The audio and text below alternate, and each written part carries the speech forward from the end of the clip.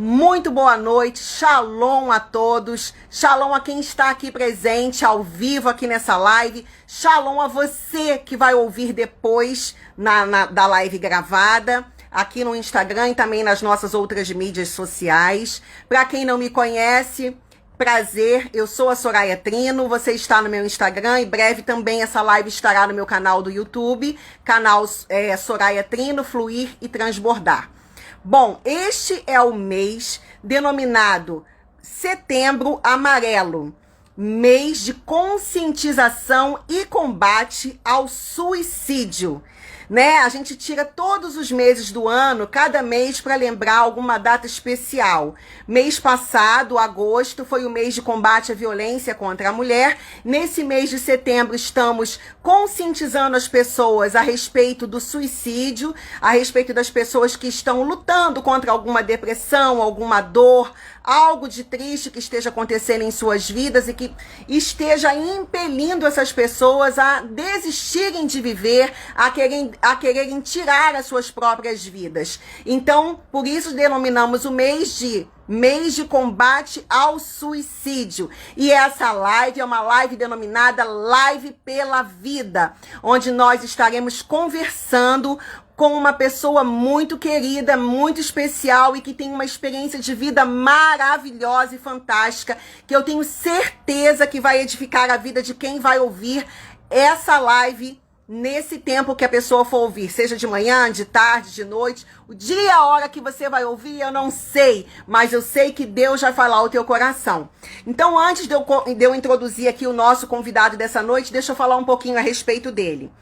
Marcos Vinícius, ele é ex-militar do Exército, é professor de História, é pastor na base missionária de Amor e Justiça do Ministério BTY, que fica aí em São Cristóvão, no Rio de Janeiro, e é também autor do livro O Órfão que Vive em Família, que brevemente, aqui está a capa, uma prévia da capa.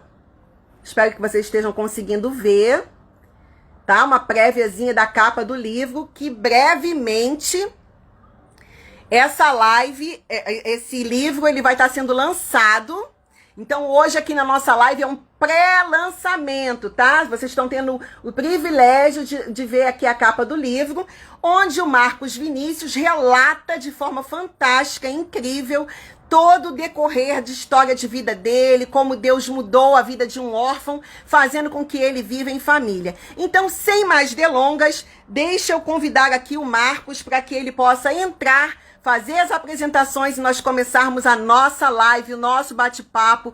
Vai soltando coraçõezinhos aí, vai apertando esse aviãozinho que fica do lado aí da live, vai compartilhando com outras pessoas, vai chamando outras pessoas para assistir essa live, que eu tenho certeza que todos vão sair daqui muito abençoados, muito edificados.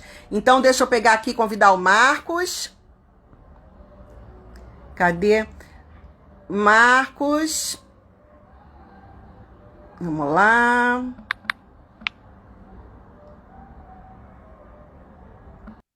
Boa noite, Pastor Lude, seja bem-vindo. Deise Santana. Queridos, o Pastor Marcos ainda não conseguiu entrar. Pastor Marcos? Glória a Deus, conseguiu. Seja bem-vindo, shalom, boa noite. Shalom. Faça suas apresentações para quem não te conhece ainda, seja muito bem-vindo. Boa noite a todos, shalom.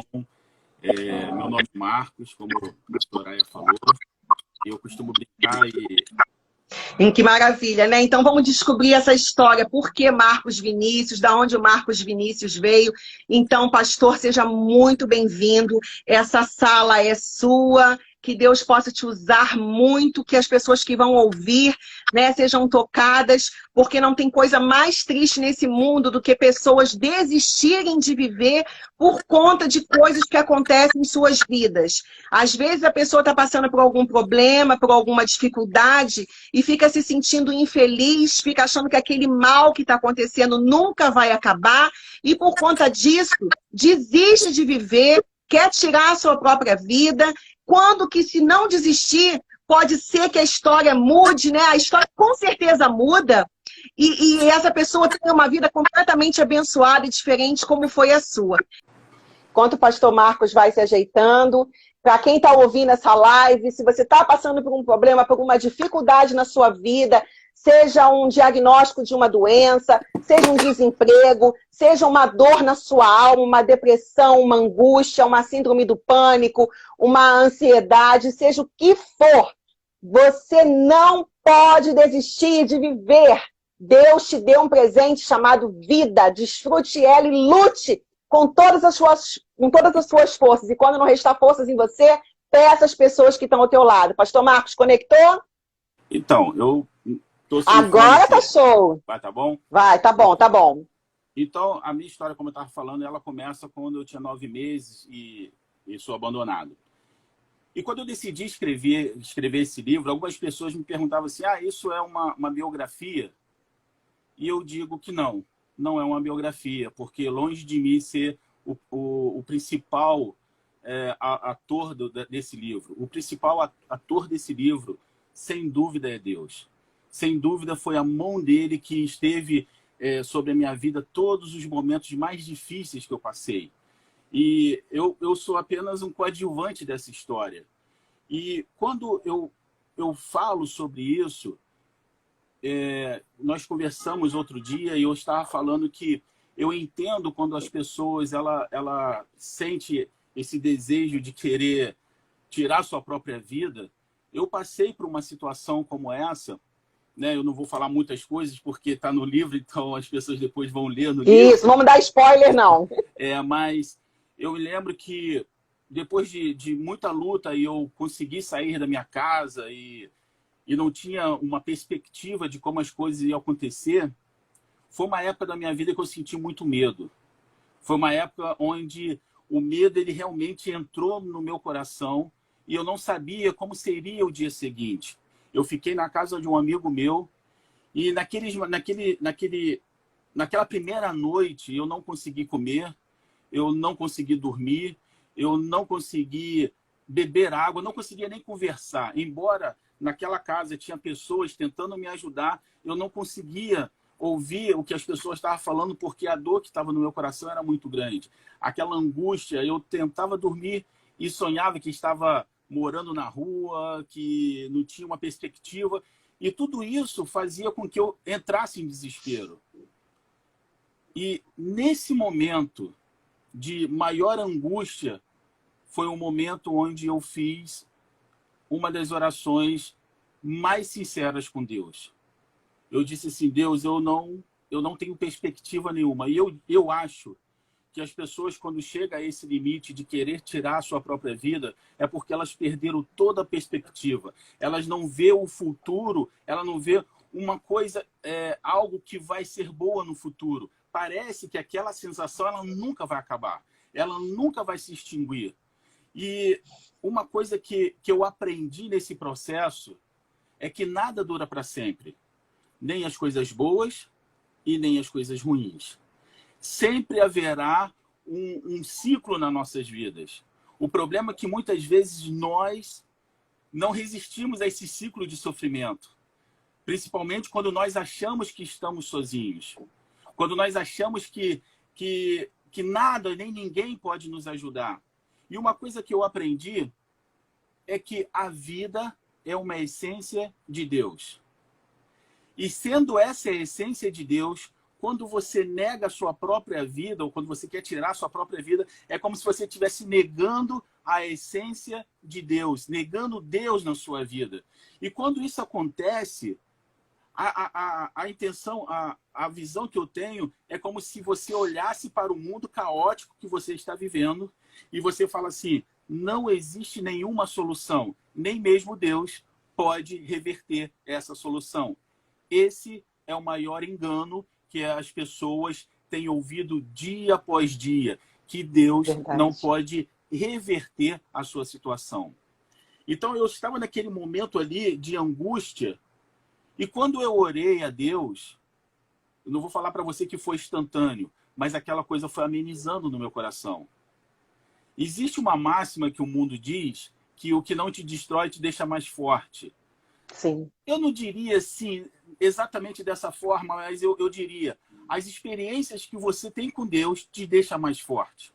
Isso faz com que a sua mente ela se torne blindada contra os ataques do adversário, porque tudo que nós passamos começa na nossa mente.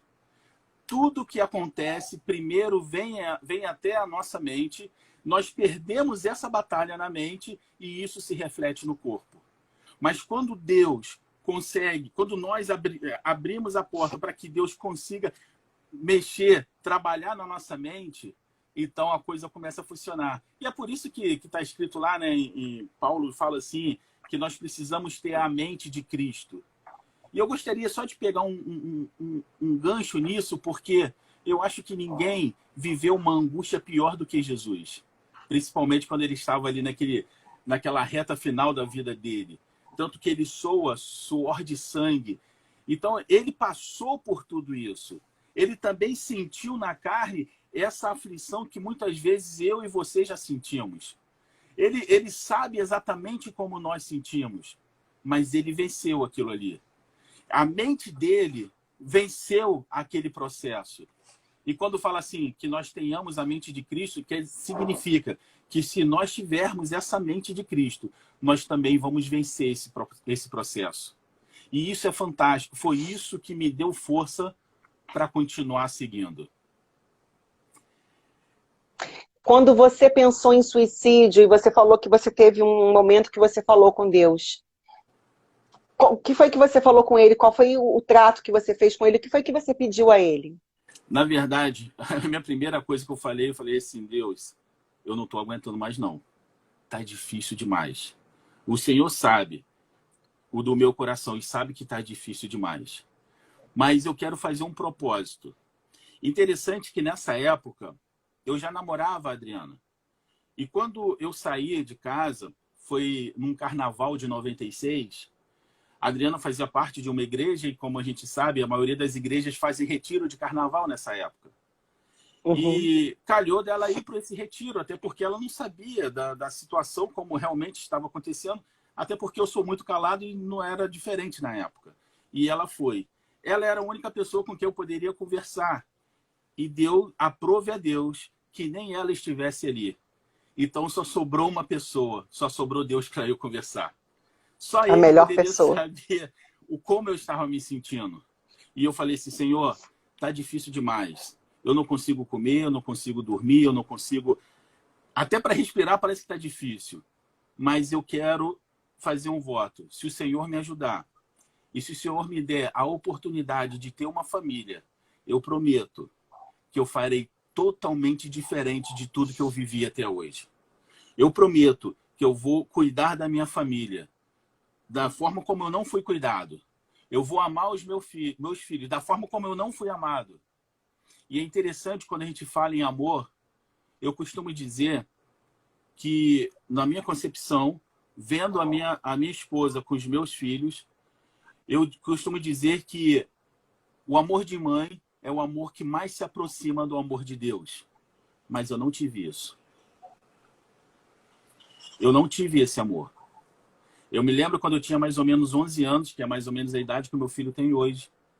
Eu estava na escola e a professora lá em Juiz de Fora falou assim, nós vamos fazer um trabalho para o Dia das Mães. E até aquele dia a ficha não tinha caído, mas naquele dia a ficha caiu. E eu olhei para a professora e falei assim para ela, por que eu vou fazer esse trabalho? Eu não tenho mãe. Na verdade, a minha mãe me abandonou quando eu tinha 9 meses. E naquele dia, o meu coração, a tristeza entrou no meu coração. Eu senti a rejeição de ter sido abandonado. E todas as vezes, quando eu vejo um amor, que é o amor de mãe, eu percebo que eu não tive esse amor em relação à minha mãe. Mas eu tive um amor muito mais importante, que foi o amor de Deus. Com mais ou menos 11, 12 anos, eu comecei a ler a Bíblia. Comecei a ler a Bíblia mesmo. E com 12 anos eu já tinha lido de Gênesis Apocalipse. Um dos fatores é porque nós não tínhamos televisão em casa. Então eu passava uma parte do meu tempo lendo. E eu li a Bíblia e um dia eu caí naquele versículo, naquele texto que Deus fala assim para Moisés: Moisés, vai lá e tira o meu povo, porque o meu povo é escravo. E Moisés fala assim: Senhor, eu vou. Mas se eles me perguntarem quem me enviou, o que eu digo para eles? Então Deus virou para Moisés e falou assim: diga que eu sou te enviou. Eu sou. Aquilo ali caiu como uma Baruch luva na minha Hashem. vida. Porque eu percebi que se eu não tinha uma mãe, o eu sou seria a minha mãe. Se eu não tinha um Amém. amigo, o eu sou seria o meu amigo. Mas a única coisa que eu não conseguia ainda naquela época era ver Deus como pai. Na verdade, levou muitos anos para eu ver Deus como pai. Porque, na verdade, para mim, no meu pensamento, o pai ainda era aquele que me abandonou. E a visão de pai que eu tinha no meu padrasto, que cuidava de mim, era aquela pessoa extremamente violenta, extremamente nervosa, e eu apanhava por tudo. Então eu não conseguia ver Deus nessa perspectiva. E eu gostaria de deixar isso bem claro: eu não estou colocando Deus no patamar dos homens de forma alguma, mas nós, como seres humanos, nós temos, vamos colocar assim, a mania de pegar algo que nós conhecemos para poder fazer uma comparação com o que nós não conhecemos. Nós fazemos isso. Então, muitas vezes nós pegamos o nosso pai de carne e projetamos como Deus, o Deus como pai. E muitas vezes isso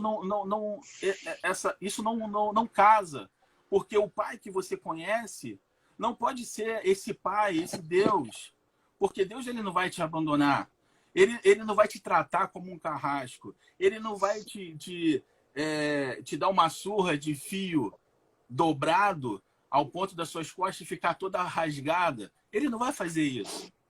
Então, por muito tempo, Deus era o meu Deus. Deus era o meu amigo, mas Deus não era o meu pai. Isso levou um tempo para que eu conseguisse olhar para Deus como o meu pai. E isso é algo que muitas vezes traz ferida na vida das pessoas. As pessoas não conseguem olhar para Deus como um pai, porque elas não tiveram essa experiência. E aí você pode me perguntar: mas como que você conseguiu fazer isso? Como que você conseguiu ver Deus como pai? Eu vou te falar: Soraya, eu não sei. Aprove a Deus ministrar na minha mente. Aprove a Deus blindar a minha mente. Eu não sei por que ele fez isso, eu não mereço isso, mas de alguma forma ele fez e deu certo. Hoje eu tenho uma família. Hoje eu tenho uma esposa, eu tenho 2 filhos, eu tenho 2 netas. O meu filho tem a casa dele, mas parece que gosta mais de ficar aqui em casa do que na própria casa dele. E se você me perguntar como que tudo isso aconteceu, eu diria para você: Deus agiu na minha mente. Porque ele nunca deixou que eu retribuísse ou que eu fizesse com a minha família o que foi feito comigo. Na verdade, eu olho para isso como uma coisa que aconteceu lá no passado, que não tem interferência nenhuma no presente. Muitas vezes, a gente estava ministrando isso hoje, né? Muitas vezes nós estamos presos no passado. Estamos presos em coisas que aconteceu lá atrás. É o laço do passarinheiro que nos prende, que nos não deixa que a gente voe nas asas do Altíssimo. Nós ficamos presos. Mas o Senhor, ele disse: eu posso tirar o laço do passarinheiro. E quando ele arrebenta esse laço e você se torna livre, olha, não é qualquer coisa que vai te abalar. Porque quando você tem uma fé em Deus, é fantástico, porque talvez as pessoas não entendam isso, mas eu confio demais em Deus. Eu confio demais porque momentos difíceis da minha vida, eu nunca fui uma pessoa de ter muitos amigos, mas eu tinha Deus. Não foram poucas as vezes que eu deitei na cama e chorei lá no meu secreto, questionando a Deus algumas coisas, porque, infelizmente, eu sei que eu não tenho o direito de questionar. Questionei, sim. Ai, travou. Em Peraí, alguns tô destravando. momentos, voltou. Em alguns Voltou. momentos eu questionei. Em alguns momentos eu perguntei, Senhor, por que que isso tudo aconteceu comigo? Por que que eu vivo essa vida, lembrando da minha infância, por que que eu vivo essa vida da forma como eu vivo? Muitas vezes a resposta não está no imediato. Muitas vezes a resposta está lá no futuro. E você precisa passar por todo o processo para você olhar e falar assim, verdadeiramente, Deus cuidou de mim durante todo esse percurso. E hoje a pessoa que eu sou é graças ao que Deus trabalhou na minha vida. Uma coisa que eu aprendi, eu nunca coloquei a culpa dos meus fracassos no que eu vivi lá atrás. Na verdade, tudo que eu vivi serviu como uma catapulta para poder não deixar eu ficar onde eu estava. Te impulsionou. Me impulsionou. Sabe, tem um livro daquele rapaz que você uma vez mandou o nome dele, um vídeo, eu esqueci o nome dele, que faz muitas... trabalha com isso. E nesse livro ele fala uma coisa que é muito interessante. Ele conta uma história de 2 soldados durante a Guerra do Vietnã que foram prisioneiros. E esses 2 soldados passaram as mesmas lutas, passaram as mesmas humilhações e o mesmo sofrimento. E, de repente, os 2 soldados eles são libertados. Um vai se enveredar pela bebida e vai destruir a sua vida, porque vai se achar coitadinho pelo resto da sua vida. O outro vai viajar o mundo contando as experiências de como ele conseguiu superar todo aquele processo que ele passou como prisioneiro de guerra. Eu escolhi ser esse soldado que vai falar como eu passei e como Deus me guiou durante todo esse percurso. Eu não quero ser o derrotado, que foi derrotado pelas lutas, sabe? E eu digo para você que talvez não, eu tenho certeza, Deus me abençoou de várias formas. E uma das formas que ele me abençoou foi o fato dele ter permitido eu passar pelo exército durante 8 anos. Quando eu passei pelo exército, eu tive a oportunidade de fazer alguns cursos no exército. E todos os cursos no exército, eles são extremamente ruins. Eles levam você no seu máximo do seu preparo No seu físico, limite. no seu limite. E sabe o que nós aprendemos lá? Nós aprendemos que quando a gente passa por todo esse processo e a gente recebe o nosso brevet, a gente olha com orgulho lá para trás e fala assim, eu passei, mas eu estou aqui hoje. Isso eu aprendi também no Exército. Então, tudo que eu passei lá atrás, eu digo, eu tenho orgulho, porque Deus estava comigo e eu consegui chegar até aqui. Eu não fui abatido pelas coisas dessa vida. Eu consegui, eu fui aprovado. E todos os dias nós precisamos ser aprovados. Todos os dias nós lutamos para essa aprovação por Deus. Porque não existe vitória sem lutas. Exatamente. E quanto maiores são as lutas, maiores são as vitórias. Maiores são as vitórias. Me conta, você que foi um menino que teve que lutar com a orfandade, né? Não sei quem é meu pai, não sei quem é minha mãe, estou sendo criado por pessoas aqui difíceis, né? Mas que criaram da maneira que puderam, com as condições que tinham, né? Porque a gente tem que ser grato por isso também, Claro. que isso te constituiu a pessoa que você é hoje. Me fala o que você sentiu quando o seu filho mais velho, falou a palavra pai pela primeira vez. Levou muito tempo para poder eu conseguir Assimilar, né? assimilar aquilo. Porque não foi apenas pelo ele me chamar de pai. Porque verdadeiramente ali estava uma pessoa que eu tinha certeza absoluta que tinha meu sangue. Era a primeira pessoa que eu conheci que tinha verdadeiramente meu sangue. Eu não era mais um único, eu não era mais apenas o Marcos Vinícius. Agora eu tinha uma pessoa que eu poderia falar, esse tem o meu sangue. Isso foi algo extraordinário, porque é como se você se encontrasse. Eu me encontrei ali. É como se agora você tem uma identidade. Não que eu não tivesse, mas, sabe, isso mudou muito. Deus trouxe sentido para a vida. E quando você vendo crescendo e você trabalhando aquilo ali, É engraçado porque toda a fase da vida dele, eu olhava e falava assim, quando ele tinha 3 anos, eu olhei para ele um dia e falei para a Adriana assim, como alguém consegue infligir tanta dor a uma criança de 3 anos? Porque eu tinha passado por isso. Eu não tinha coragem de fazer a metade do que foi feito comigo. E assim, você conhece os meus filhos, eu nunca bati nos meus filhos. E eles Seus têm um filhos são respeito. pessoas extremamente educadas. Eles têm um Educados, respeito. amorosos. Porque eu aprendi uma outra coisa também. Eu aprendi que você ensina mais pelas suas ações, porque pelas suas palavras. E isso é algo que é bíblico. O Shema, ele fala isso. O Shema, ele fala assim, ensina seu filho ao se levantar e ao se deitar. Ao se deitar. Você não fala ao levantar e ao deitar. Ninguém fala o dia inteiro, mas as suas ações falam. Desde o momento que você acorda até o momento que você deita, as suas ações estão falando. E o seu filho está olhando isso. Ele está aprendendo ali, mais com o que você faz do que com o que você fala. Por isso que hoje, por exemplo, eu tenho o Gabriel. O Gabriel tem 11 anos e gosta de ler livros. Eu nunca mandei ele ler. Mas ele lê porque ele vê eu lendo, então... O exemplo. Pai. Exatamente. Ele fala, se você perguntar, Gabriel, você quer ser o que? Eu quero ser soldado. Ele não me viu ser soldado. Mas talvez o amor que eu tenho pela caserna influenciou ele dele querer. Então, são essas influências que nós, como pai, precisamos influenciar os nossos filhos. Exatamente. Porque se nós não fizermos, a televisão vai fazer, a internet vai fazer.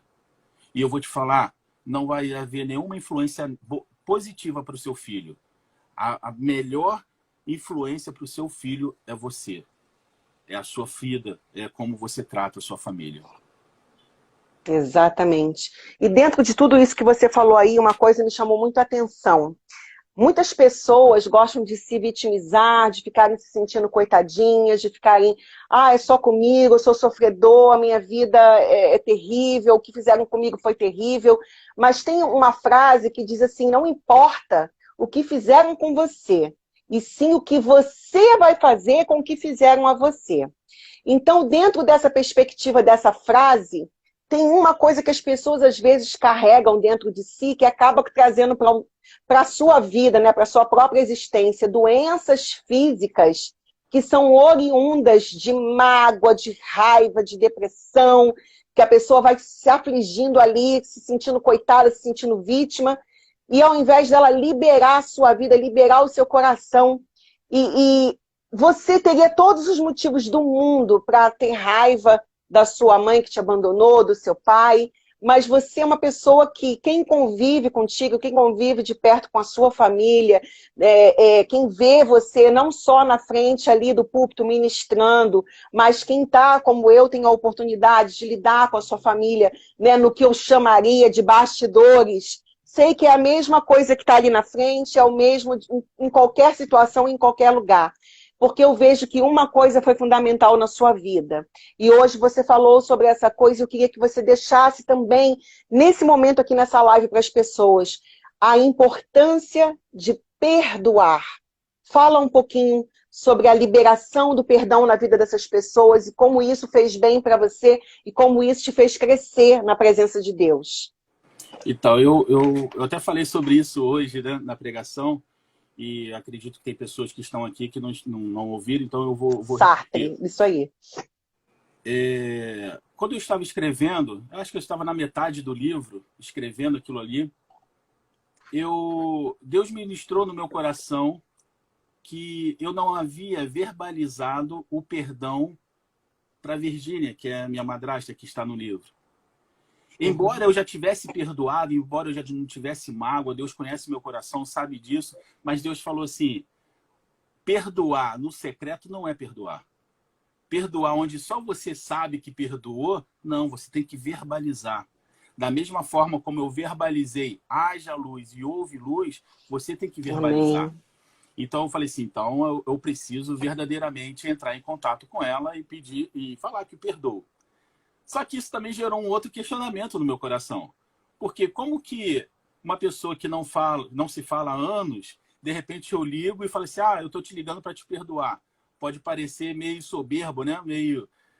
eu falei assim, eu não posso fazer isso. E, na verdade, estava esperando uma negativa.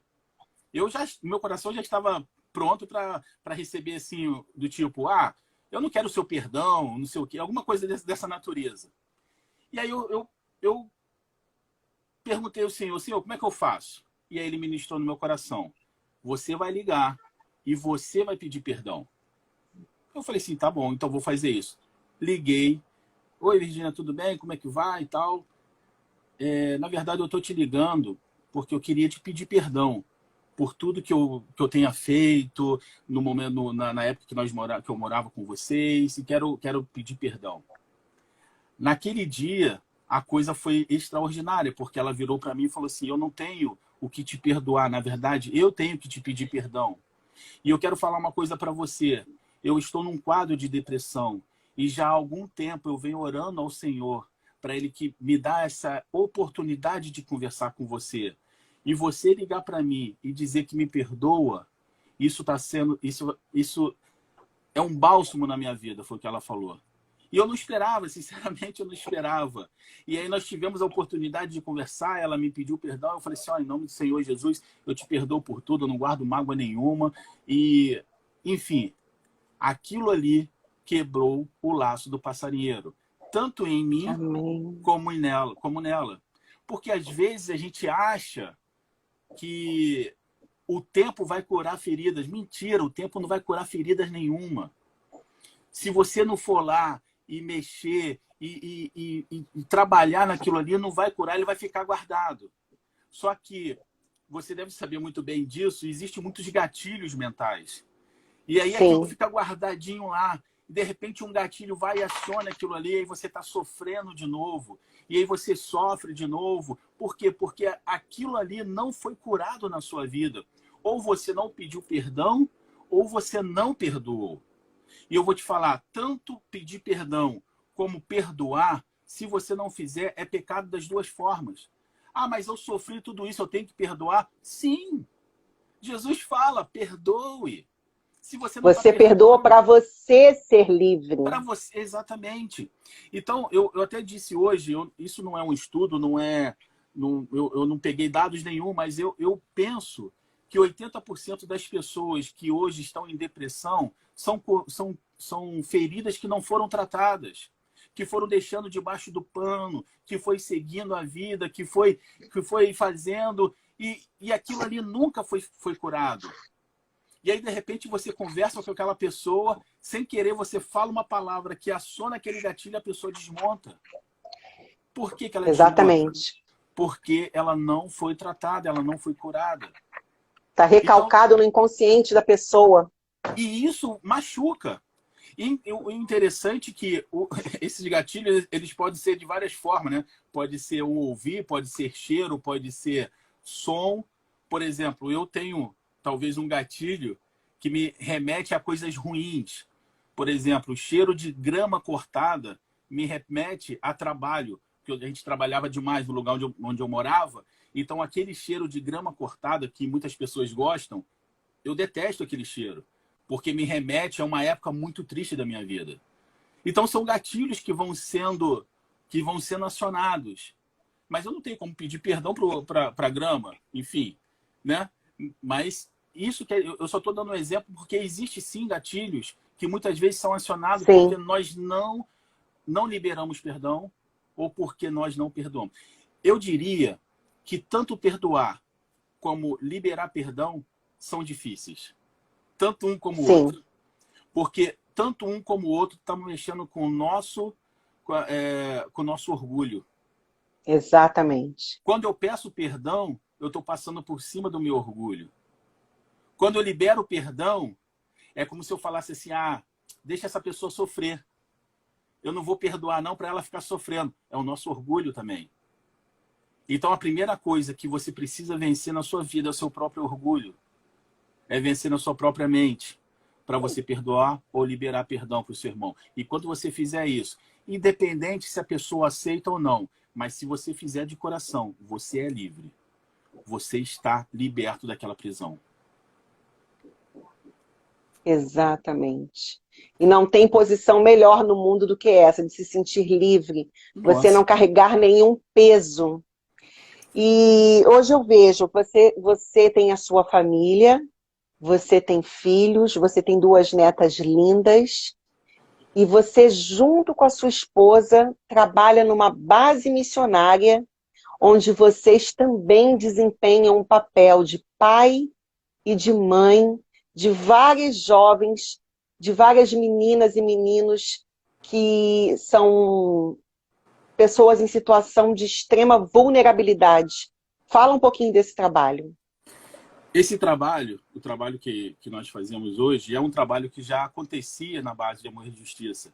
Aprove Deus nos trazer para poder acrescentar nesse trabalho. Um trabalho que o pastor Lúcio já fazia, que o Rabino Eduardo já fazia. Mas foi um trabalho onde eu aprendi demais. Eu aprendi demais. As minhas maiores experiências não foram com essas crianças. Essas crianças foram experiência mais da minha esposa. As minhas maiores experiências foram com moradores de rua.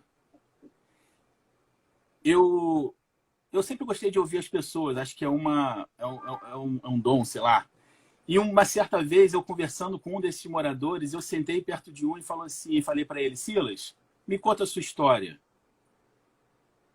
Essa palavra, me conta a sua história, mudou a vida do Silas. Ele depois, a gente se tornou amigo, e ele falou assim: eu já passo por vários lugares há anos. Ele tem 60 anos hoje, e talvez, sei lá, 40 anos ele passa por esses lugares. E ele falou assim: nunca ninguém quis ouvir a minha história. E o interessante, porque é verdade. Você já parou para pensar que muitas vezes você vai conversar com uma pessoa e a pessoa quer te dar mais conselho do que te ouvir? Parece que ela tem todas as respostas, quando na verdade as pessoas elas não querem que você dê opinião nenhuma. Elas só querem desabafar, elas só querem falar, elas só querem, sabe? E às vezes você fica ali com o Silas na primeira vez, eu acho que eu fiquei com ele quase 1 hora ouvindo e eu não falava nada, eu só ouvi. E quando acabou, ele falou assim: cara, foi a melhor conversa que eu tive há anos. Como assim? Eu não falei nada, eu só te ouvi. As pessoas, elas querem ser ouvidas. E elas não querem que você dê, em determinados momentos, elas não querem que você dê opinião nenhuma. Ela só quer que você ouça, só quer que você escute. Eu mandei para você, um dia desse, um vídeo que eu achei sensacional de um rapaz que pintou uma moça dentro do metrô. A moça estava lendo um livro, e ela nem percebeu que ele estava pintando, e ele pintou ela, ficou lindo a foto, e ele entregou esse desenho para ela. Quando ela pegou o desenho, ela desmontou. Ela Chorou chorou muito. demais. E aí eu faço uma pergunta: por que ela chorou? Ela foi notada. Ela foi notada. Ela foi vista. Tudo que nós queremos Exatamente. ser notado, nós queremos ser visto. Não como pessoas que nós não somos, mas como pessoas que realmente somos. Com nossas falhas, com os nossos defeitos. Nós queremos ser notados. Porque o Senhor, Sim. Ele nos notou dessa forma, cheio de defeito, cheio de crise, cheio de perguntas, cheio, às vezes até meio rebelde. Mas Deus olhou para a gente dessa forma. E se nós, que somos pequenos cristos, nós também precisamos olhar dessa forma. Talvez a pessoa que comete um suicídio do nosso lado, um amigo que comete suicídio, talvez a responsabilidade é nossa, porque nós nunca paramos para ouvir essa pessoa. Exatamente. Nós tínhamos todas as... os indícios e sinais. E a gente não parou, sabe por quê? Porque muitas vezes nós estamos muito mais preocupados conosco mesmo. E eu aprendi a ouvir as pessoas. É um dom que Deus me deu e eu faço isso naturalmente, sempre fiz, com o passar do tempo que as pessoas me falaram isso. Mas isso é algo também que traz cura para a minha vida. A história do Silas é uma história que dá, sei lá, 1000-0 na minha. E hoje você vê a vida desse homem de 60 anos. Ele saiu da rua, ele tem a sua casa e hoje ele participa de um ministério de oração que visita senhoras que foram abandonadas durante a pandemia. Deus é extraordinário. Deus faz coisas extraordinárias. E tudo que você passa é para te capacitar, para ser uma bênção na presença dele. E é o que talvez uma mensagem que eu possa deixar para as pessoas que estão nos ouvindo. Se deixe usar por Deus. Porque no processo você também vai ser curado. Você também vai sentir o poder de Deus fluir por você. Porque aonde Deus passa, meu irmão, não tem como você permanecer do mesmo jeito. Você é transformado. Verdade absoluta. Todos nós nascemos com essas 3 necessidades básicas. Sermos amados, aceitos e valorizados. Talvez no decorrer da história de nossas vidas, nós, por algum motivo, das circunstâncias das pessoas que nos cercam, sofremos um abandono, uma traição, algum tipo de perda. E isso faz com que a gente perca o sentido de viver, que a gente queira desistir. Mas ouçam-nos, vocês que estão ouvindo essa live, vocês que vão ouvir depois, se vocês não desistirem, se vocês tiverem uma conversa simples com Deus, como o Marcos teve, ele falou, Deus, olha, estou aqui, se você mudar esse quadro da minha vida, eu prometo ser uma pessoa diferente. Fale com Deus, faça uma aliança com Ele, peça a Ele para te mostrar a saída, para te mostrar a solução, para colocar no seu caminho pessoas que possam dar a mão a você e possam te conduzir a sair desse lugar de dor que talvez você se encontre. A gente está quase pertinho já de acabar. Foi maravilhoso, muito rápido, né? Muito rápido. A gente fica com aquele gostinho de quero mais. Mas então eu já vou deixar aqui um convite. E antes da gente finalizar, de eu falar para você fazer suas considerações, deixa eu perguntar para o pessoal que está aqui na live, quando é que nós teremos a oportunidade de ter o livro fisicamente, o livro Órfão que Vive em Família? Quando nós teremos esse livro em nossas mãos? Bem, já está praticamente acertado. Eu acredito que até dezembro a gente já tem esse livro.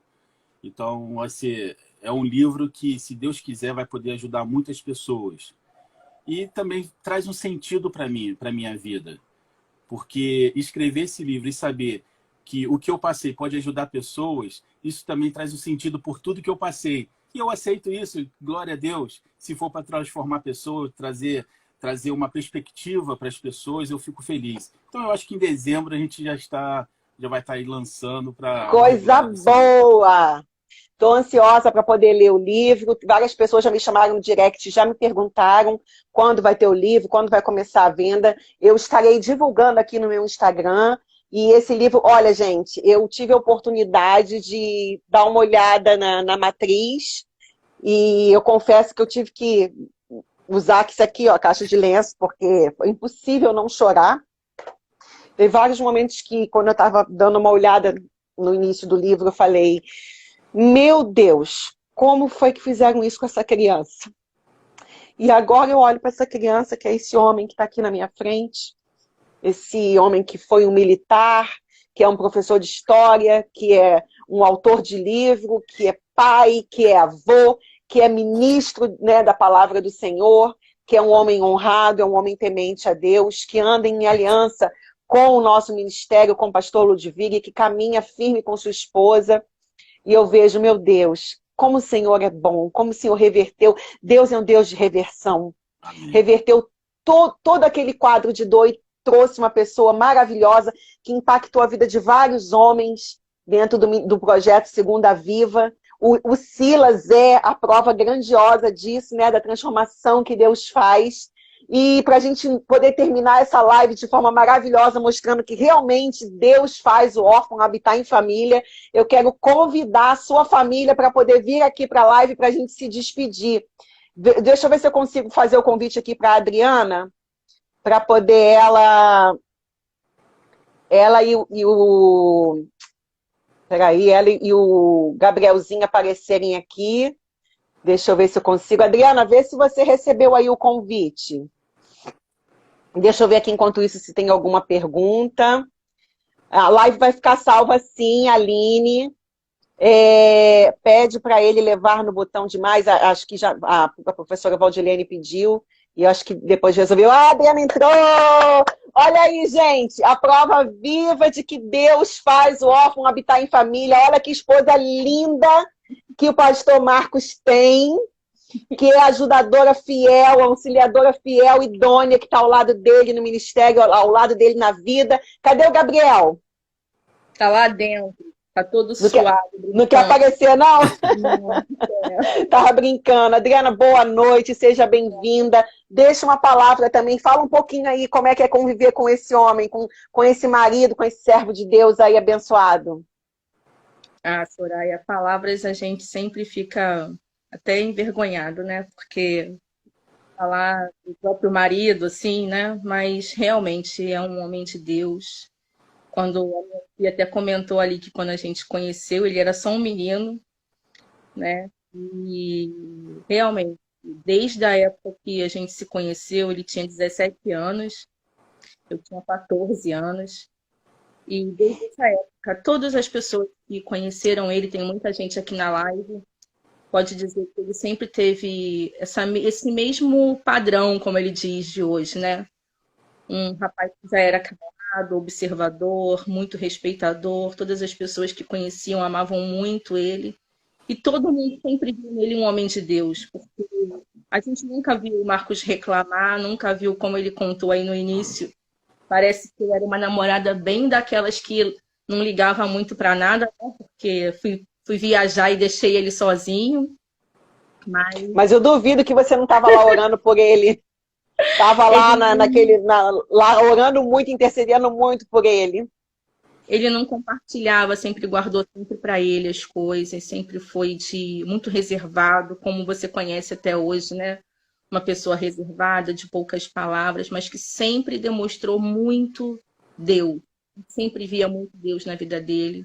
Todas as pessoas, eu sempre falei para ele, Marcos, você é um professor, você tem uma essência pastoral, você aconselha sem perceber, você ouve. Ele falava, nossa, nunca, eu não vou ser pastor nunca. Como se dependesse dele escolher. A escolha não é dele, a escolha é de Deus. Eu falava, Marcos, compartilhar isso que você viveu, isso precisa ser dito. Ele fala, quem que vai querer ouvir a minha história? Quem sou eu para escrever alguma coisa? Desde a gente tinha, sei lá, né, amor? Uns 20 anos ainda, lá atrás. Nem sei tudo que a gente viveu já até aqui. Mas eu falava, escreve isso. A minha irmã está aqui, sempre falou, cunhado, escreve isso. Porque realmente, não é porque é meu esposo, assim, é uma pessoa que ele sempre vive o que ele fala o que ele vive.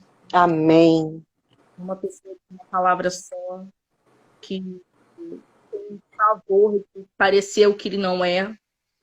Quando às vezes faz assim, ele falou, não posso, porque esse não sou eu. Muda assim, ele fala, não, esse não sou eu, não posso fazer isso, porque se fizer assim, não sou eu. Né? Então, realmente, tudo que ele colocou no livro, somos testemunhas disso tudo que está ali, a gente viveu isso. E as coisas que eu não vivi com ele que está ali, ele falou até assim, a gente conheceu, eu acho que o Moisés está aqui na live, que é o primo dele.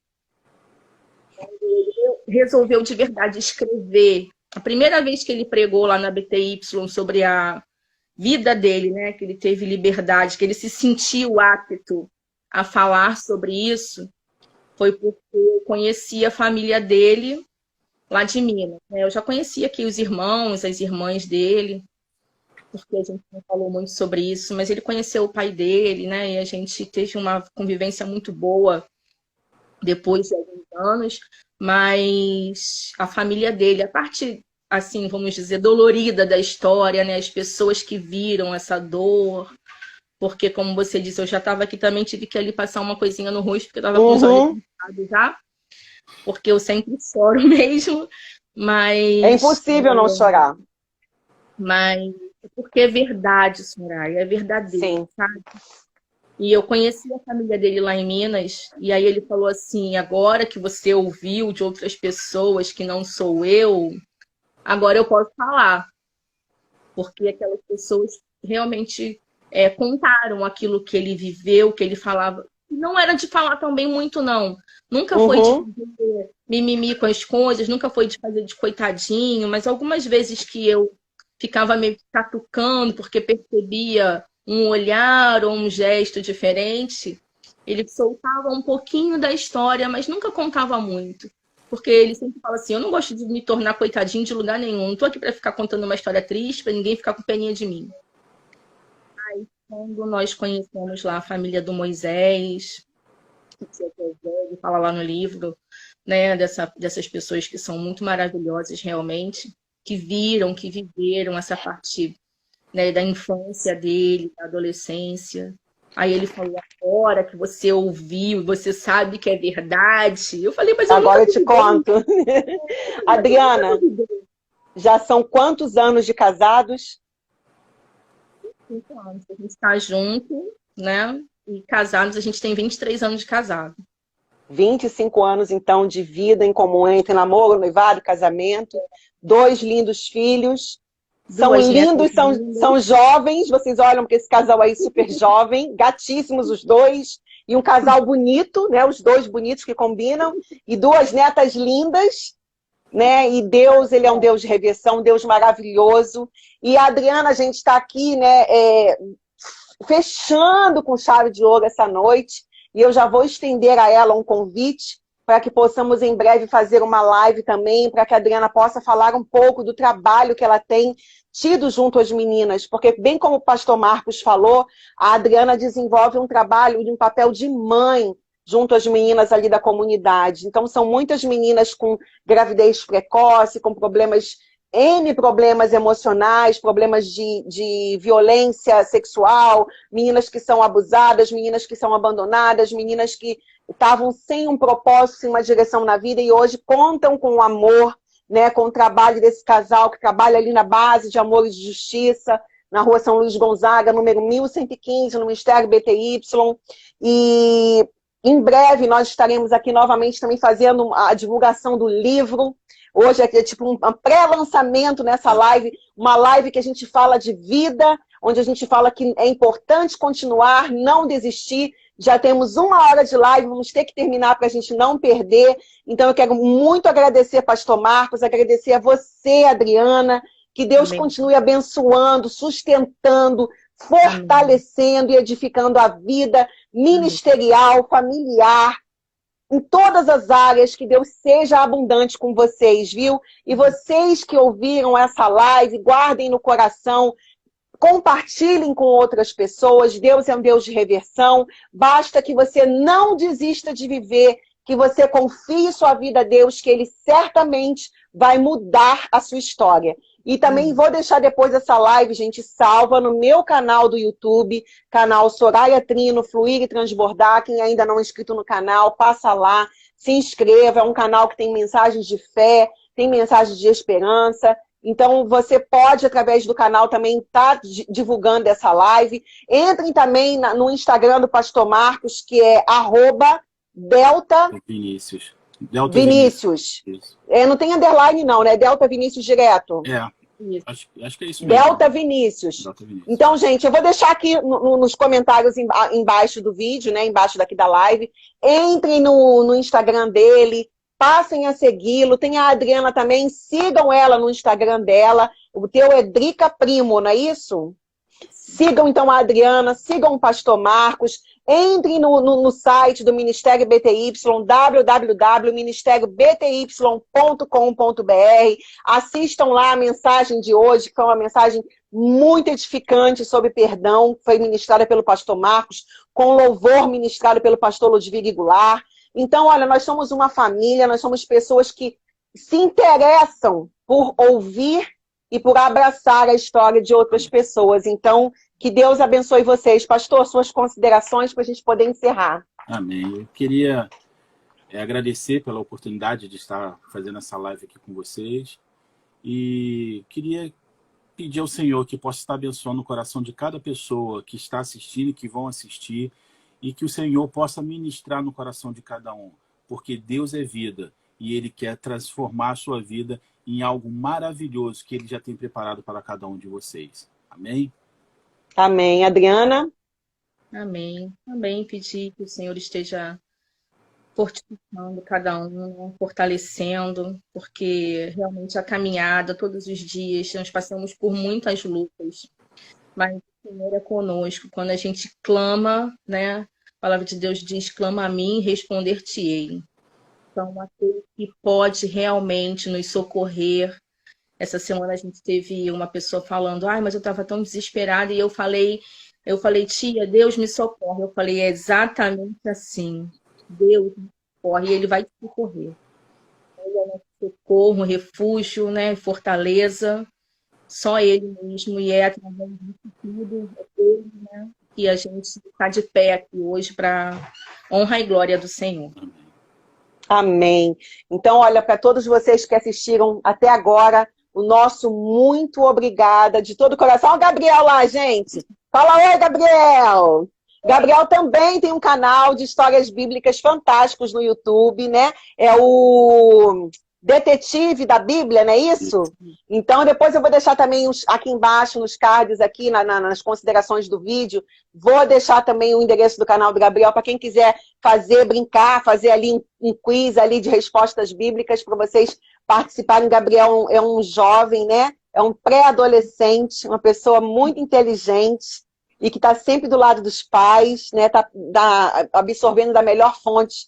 Família é algo maravilhoso. Não importa se você não teve uma família. Deus, ele é capaz de colocar o órfão em família. Ele é capaz de fazer com que a estéril seja mãe de filhos, ainda que não filhos carnais, mas filhos espirituais, filhos do coração. Então, um beijo no coração de cada um de vocês que vão assistir. Não desista de viver. Continue lutando, porque enquanto a vida, há esperança. E a esperança chama-se Yeshua HaMashiach, Jesus Cristo. Ele é o nosso Senhor, o nosso Salvador, e está disposto, ele doou a sua vida por nós, e está disposto a mudar qualquer que seja a história da sua vida. Então, muito obrigada, um beijo no coração e até a próxima. Tchau, gente. Tchau. Muito obrigada, viu, pessoal? Muito obrigada. Beijo. Todos que participaram. Obrigada. Muito obrigada, gente. Tchau.